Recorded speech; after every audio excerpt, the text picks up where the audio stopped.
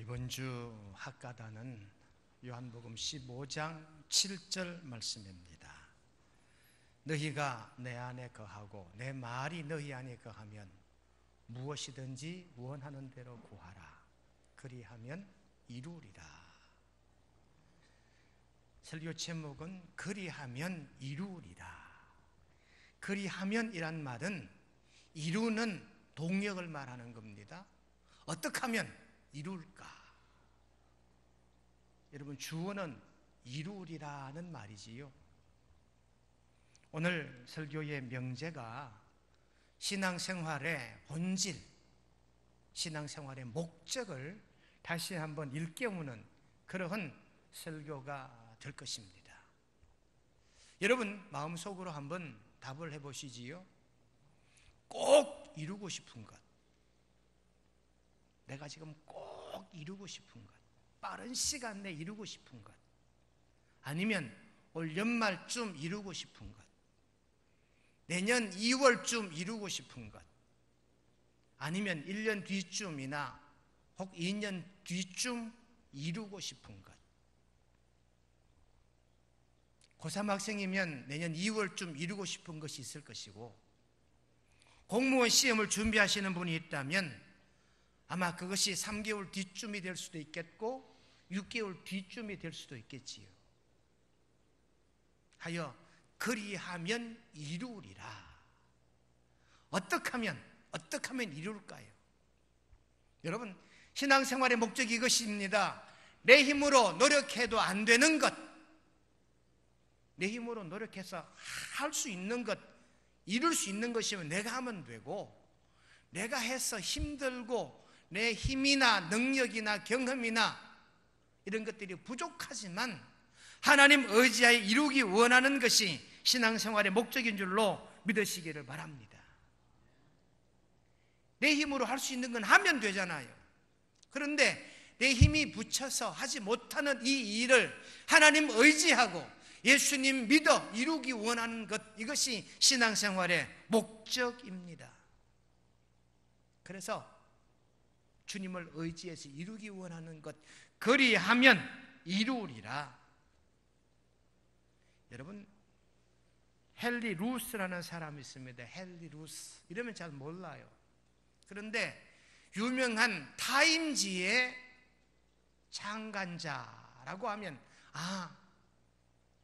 헨리 루스라고 하는 이 사람은 자기 부모님이 목사입니다.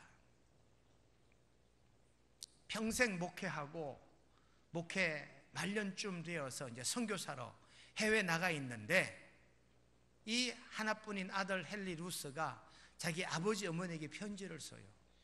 아버지 어머니, 제가 지금 야심찬 잡지사를 하나 지금 창간을 하려고 하는데 아버지 어머니, 저에게 투자하십시오. 그러나 이 헨리 루스의 부모님은 편지를 이렇게 씁니다. 내가 너에게 투자할 돈은 없지만 내가 하나님께 대신 구하마. 하나님께 내가 대신 간절히 기도해 주마. 염려하지 말고 주 안에서 네 뜻을 펼쳐라. 그런 요지의 편지 답장을 아들 헨리 루스에게 보냅니다. 헨리 루스가 또 답을 보냅니다. 아버지 어머니, 그 어떤 투자자보다도 훌륭한 투자를 제가 받았으니 열심히 해보겠습니다. 결국 헨리 루스는 이 타임지라는 이 잡지를 세계적인 잡지로 만들어냈어요.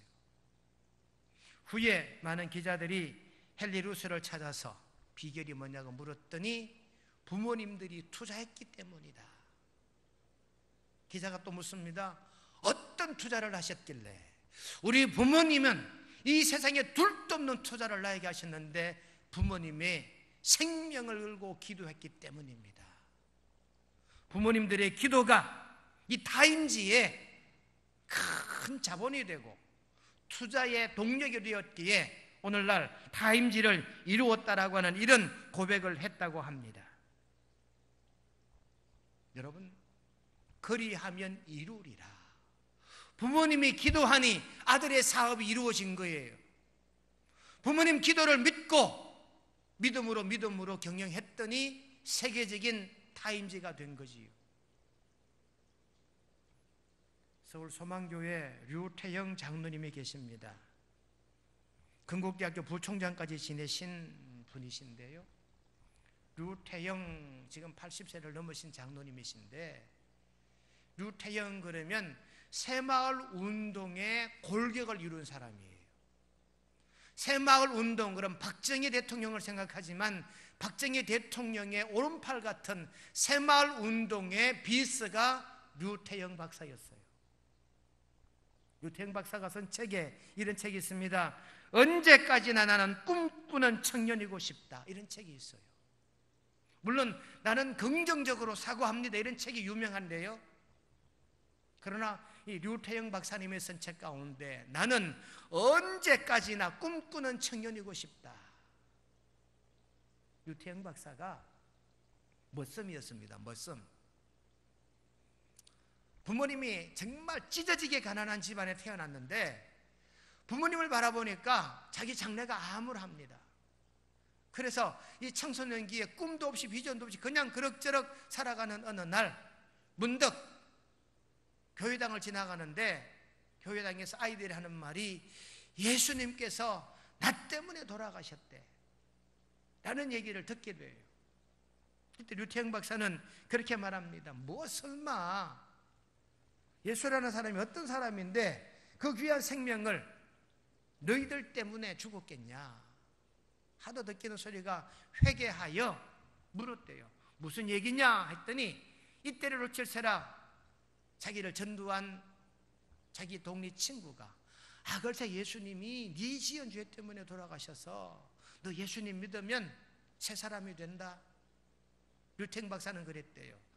뭐 보잘것없는 나 때문에 예수님이 다 죽으시나 저 면장 아들쯤이나 되면 몰라도 나는 멋슴의 아들인데 처음에는 믿지 않았대요. 근데요 자꾸 그 소리가 귀에서 떠나지 않더라는 거지요. 나 때문에 예수님이 돌아가셨다. 이 사실을 한 번 생각하고 두 번 생각하니까 신비하게 됩니다. 왜 예수님이 나 때문에 돌아가셨을까? 이 생각을 하고 어느 날 잠자리에 들었는데 자기 꿈에 예수님 같은 분이 나타났더래. 그래서 류태영 박사에게 꿈과 비전을 가지라는 거지요. 그러면 네 꿈은 이룬다는 거지요. 그런 꿈을 꾸고 일어난 류태영 씨는 그때부터 자력으로 교회를 찾아가서 그 교회 간 첫날부터 새벽 예배를 드리고 지금까지 신앙 안에 거하는 이러한 크리스찬 중에 크리스찬이 됐습니다. 류태영 박사는 새마을 정신을 만들어낸 사람이에요. 새마을 운동을 시작하자라고 말한 건 박정희 대통령이지만 이 새마을 운동을 조직화하고 새마을 운동의 이론을 만들어낸 사람이 류태영 박사예요. 류태영 박사가요 청년 때 19살 먹었을 때 덴마크 국왕에게 편지를 써요. 어떻게 하면 농업으로 부강한 나라를 만들 수 있습니까? 라는 편지를 썼는데 덴마크 국왕이 이 코리아의 젊은 청년이 누구냐? 야를 한번 데려와 봐라. 덴마크 국왕의 초청을 받아 덴마크 유학을 하게 돼요.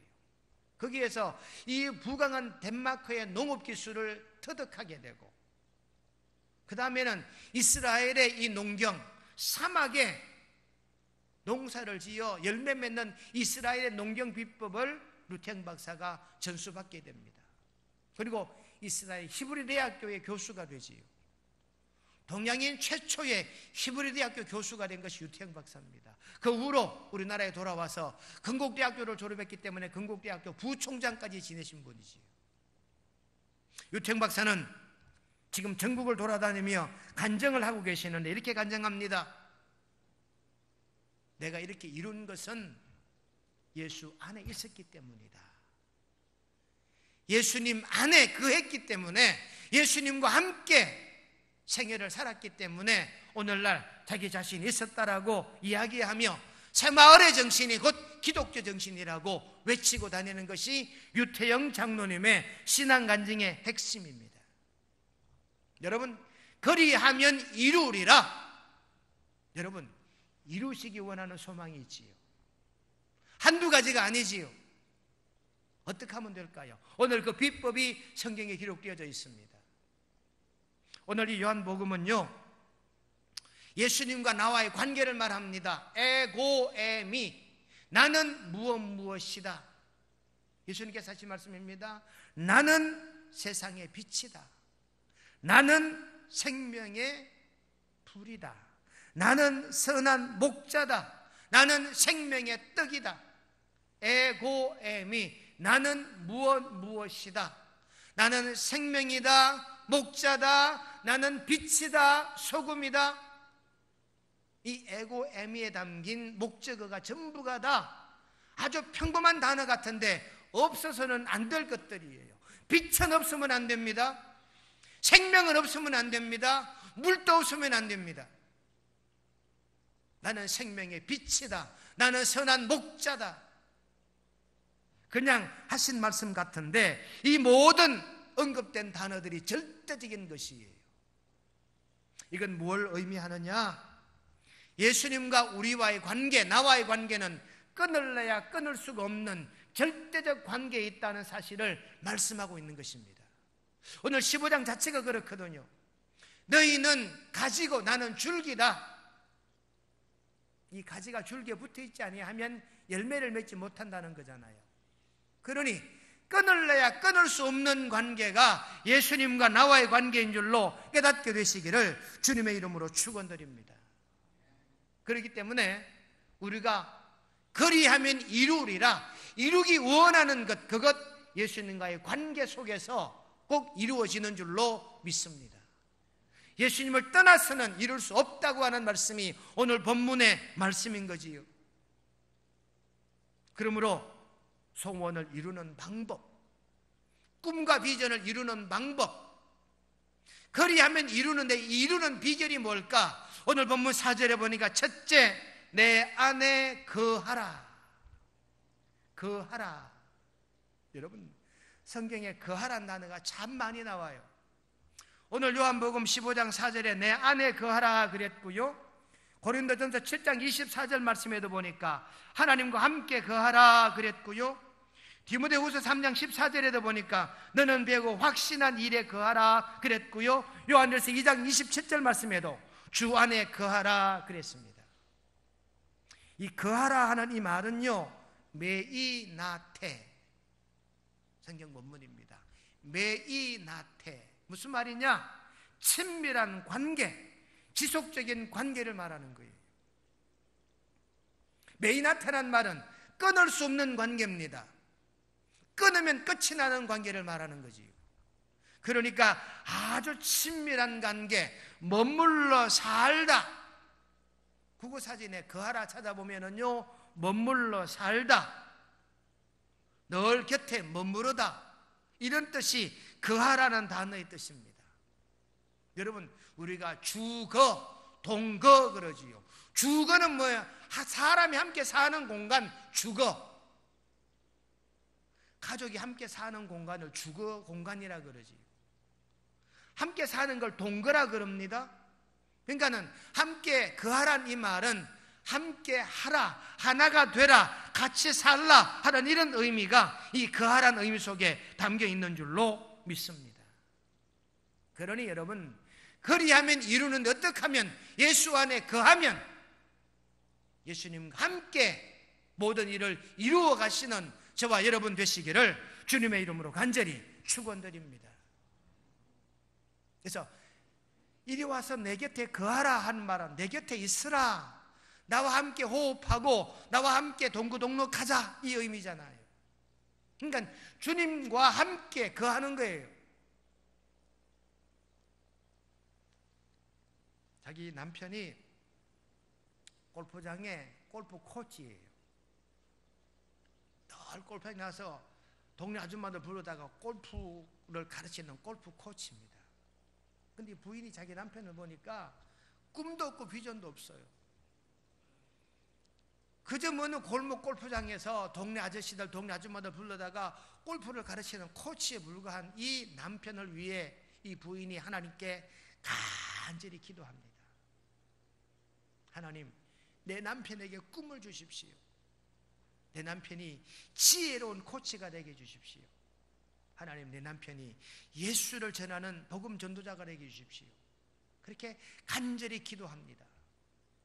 그리고는 늘 자기 남편에게 어떻게 하는 것이 예수 믿고 사는 것인지를 행동으로 보여줘요. 그러면서 한 번도 남편에게 예배당 같이 가자는 말이 없대요.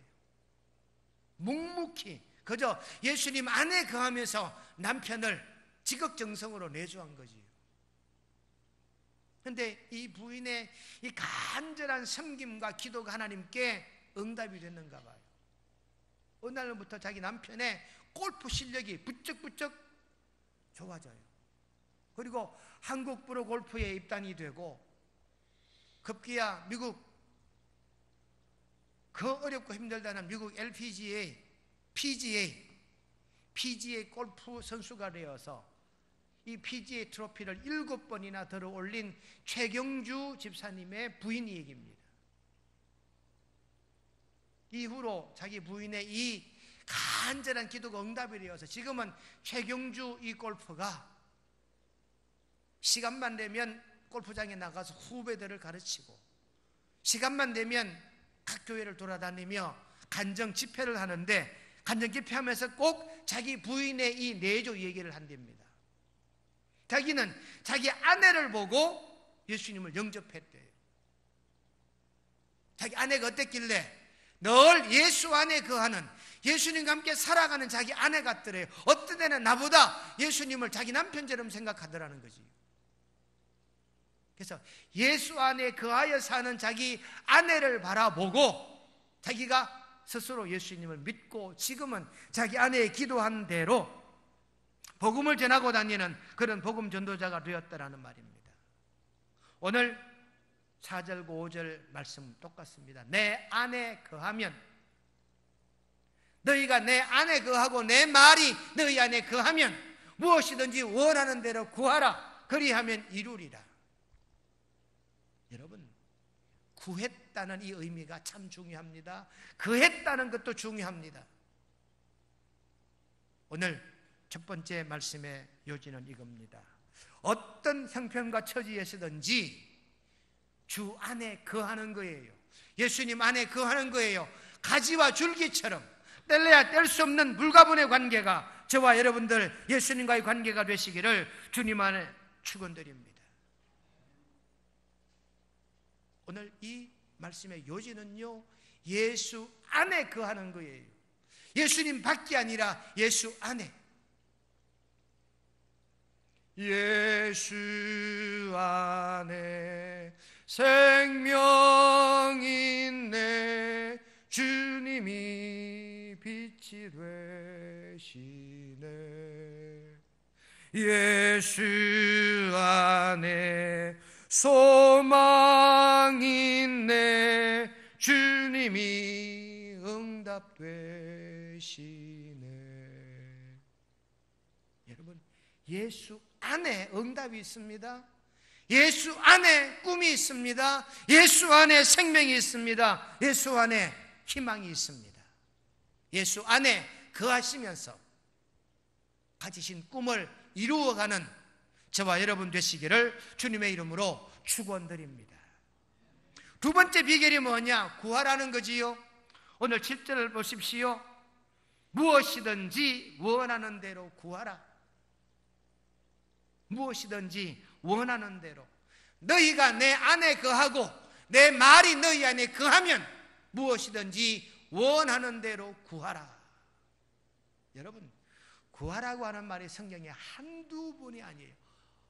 셀 수 없을 정도로 많은 곳에 구하라는 단어가 있는데요, 역대상 22장 19절 말씀 보니까 하나님 여호와를 구하라. 솔로몬에게 하신 말씀이에요. 시편 2편 8절에 보니까 내게 구하라. 야고보 1장 5절에 보니까 구하라 그리하면 주시리라.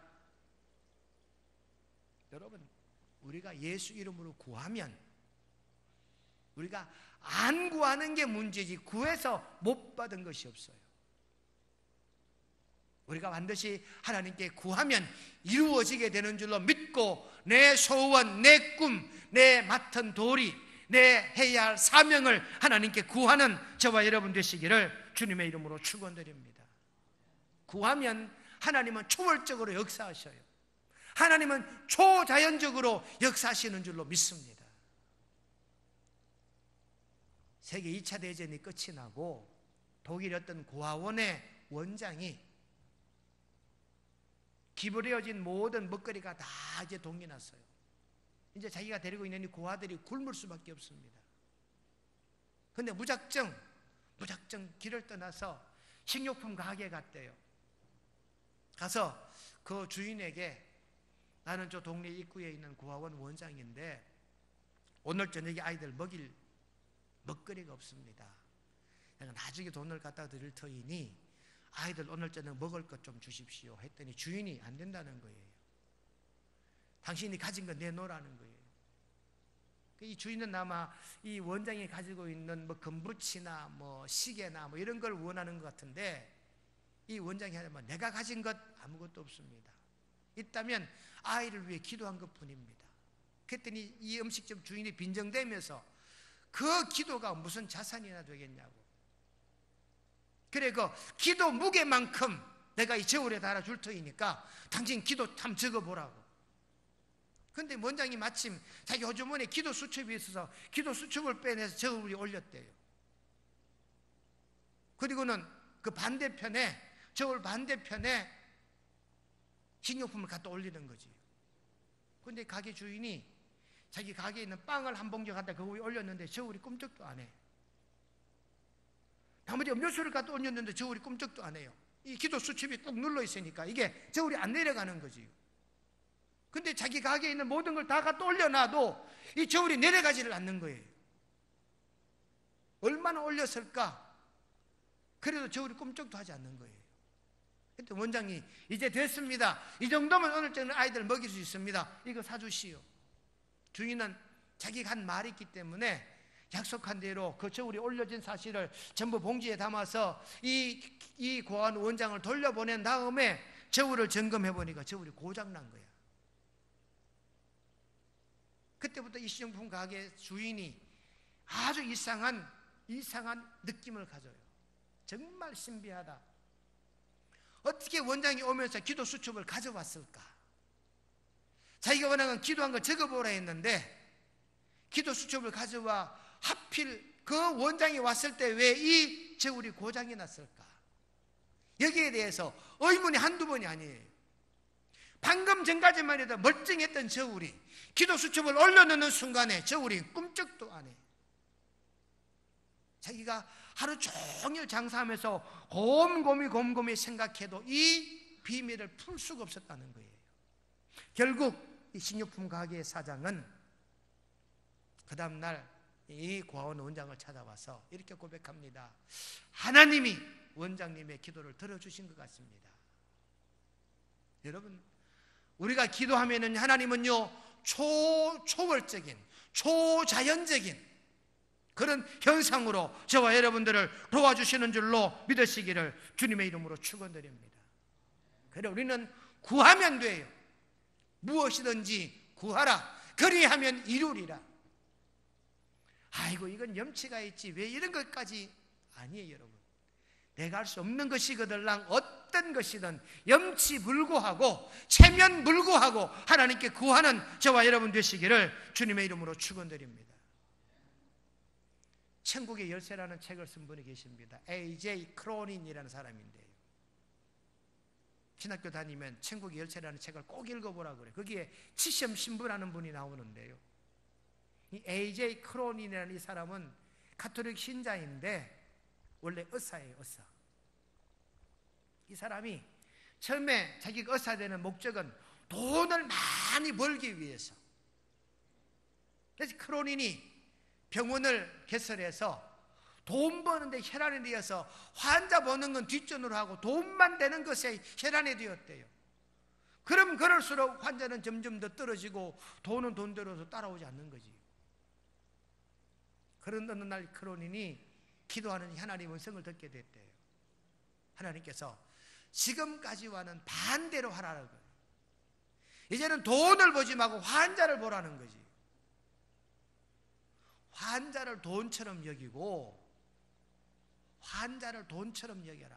그래서 환자를 보되 정성을 다하여 네 가지고 있는 모든 사랑을 다하여 환자를 보살피라 그랬대요. 그렇게 하나님이 가르쳐주신 대로 했더니 그때부터 이 크로린이 경영하는 병원은 승승장구하게 된대요.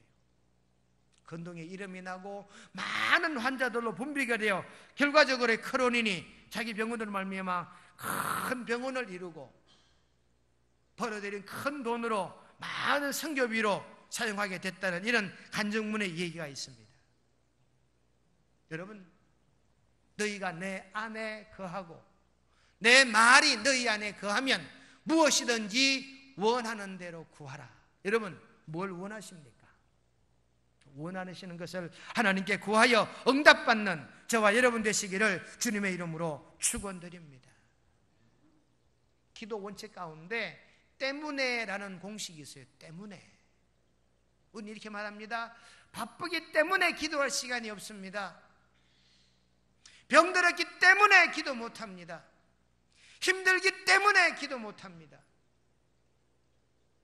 여러분, 그런데 때문에 기도해야 돼요. 힘들기 때문에 기도하고요, 바쁘면 바쁠수록 바쁠기 때문에 기도해야 되고요, 병들었으면 병들었기 때문에 기도해야 되는 줄로 깨닫게 되시기를 주님의 이름으로 축원드립니다. 구하라, 그리하면 이루리라. 세 번째 이루는 방법은요, 오늘 9절 말씀 보니까 사랑 안에 거하라 그랬잖아. 이 말은 사랑하라 하는 말씀으로 믿습니다. 마태복음 19장 19절 말씀에 내 이웃을 내 자신과 같이 사랑하라. 마태복음 22장 37절 말씀에 주 너의 하나님을 사랑하라. 히브리 13장 1절 말씀에 사랑하기를 계속하라 그랬습니다. 사랑하면 이루어지는 거예요. 옛날에 어떤 집에 전처가 낳은 아들과 후처가 낳은 아들 두 아들이 동네 친구와 함께 산길을 가다가 어떻게 했는지 같이 가던 이 형제는 살고 함께 가던 동네 친구는 낭떠러지에 떨어져 죽어요. 이 사고가 생겨서 이제 이 죽은 집 아이의 부모들이 이 두 형제를 관아에 고발을 했겠지요. 이 두 녀석 때문에 내 아들이 죽었다는 거예요. 사또가 두 아들을 잡아왔습니다.